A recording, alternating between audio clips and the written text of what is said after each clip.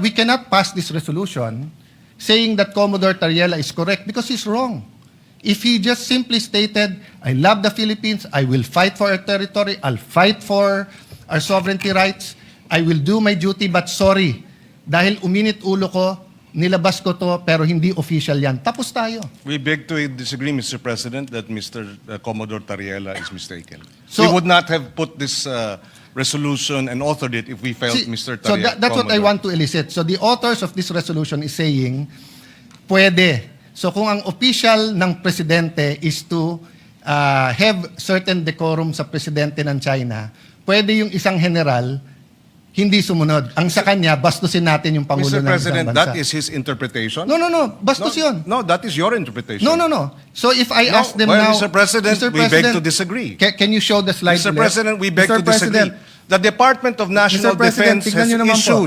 has issued a statement condemning China's remarks, Mr. No, President. we're not talking about... Mr. President, if you look at the DFA, it was also telling Tariela, but not directly. It says, It was saying, follow the decorum, Mr. President. Mr. President, kung ganyan ang stand natin, then then my staff now can show a meme of you. Mr. President, Mr. President, dito ba sa... Let me ask that question. Mr. President, I am not from China. Why will they put a meme? Why will your staff put No, a it's meme not about towards China. me? It's about decorum. You're comparing apples Mr. and President, oranges, no, Mr. no. President. You are simplifying what Session is is a suspended for 1 minute. complicated na international. Wala akong problema sa pinaglalaban ni Commodore Tariela. Pero hindi naman tayo fraternity dito sa Pilipinas na mali na nga Brad mo, pero dahil bugbugan sa ibang bansa, sasabihin mo tama Brad mo.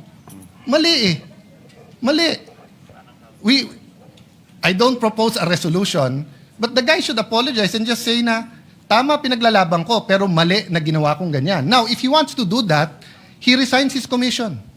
He can go around, he can join the media, he can be a blogger, he can be a professor, he can be like Ronald Llamas and call himself a influencer or a political analyst, di ba? But when you're in uniform, the other countries will ask you, official ba yan? That's standard, Mr. President. Mr. President, wala namang problemang magtanong sila. Pero itong mga bitiw na salita nila sa kanilang Facebook official pages ay hindi katanggap-tanggap. Number one. Number two, kahit sa China, Mr. President, kinakarikature ang ating Pangulo ng state-controlled, China state-controlled media. Na alam natin, walang lumalabas dyan na hindi aprobado ng Communist Party. The good senator is taking it in isolation. That was January 14. December pa lang, pinuntire na ako. Si Senator Risa Ontiveros, the same. Nung nag-statement ang Congressman Laila and Congressman Jokno, tinira rin. So, itong propensity to focus on Tariela because nagre-reklamo on China, it does not present the entire picture, Mr. President. Mr. President. This resolution would not have happened if it was just Mr. Commodore Tariela they were complaining about. No, Mr. But precisely, it is a systematic propaganda campaign to discredit our public officials, to discredit our armed forces, Mr. President. Ganyan ang style. And the statement of the DND, if you look at it, if you read through it, they were saying, and they condemned the lies. Mr. President, they described it as lies ang nilalabas ng China. And then dito tayo, nagre-reklamo sila dahil dito sa caricature. Sana naman medyo patas tayo dahil dito naman tayo sa atin, Mr. President. Suportahan naman natin yung ating Coast Guard. Sila ang tumataya dyan eh.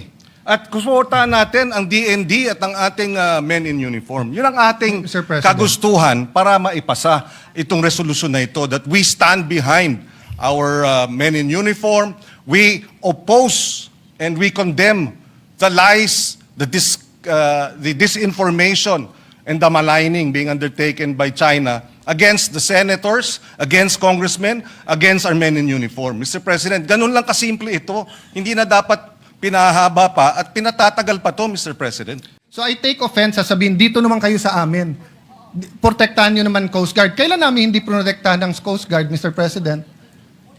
We are for the Coast Guard, Mr. President. But if one of their generals went over the line and did something that is wrong, childish, undiplomatic, reckless, unprofessional, it's also our duty. Did we file a resolution here to ask someone to correct him? Hindi po. Kasi hindi na namin kailangan ng rest back ng Senado. Pag kami nakakapag-debate sa Russian ambassador, American ambassador, hindi namin kailangan rest back ng Senate. Especially kung tama kami. But what we're asking sa resolution to is rest back ng buong Senado.